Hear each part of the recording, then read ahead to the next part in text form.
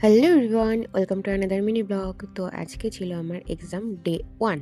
পরপর সব ব্লগ আসছে, একটু ওয়েট করো, আমার এক্সামটা শেষ হয়ে গেছে, এখনই সব আস্তে আস্তে ব্লগ পোস্ট করব।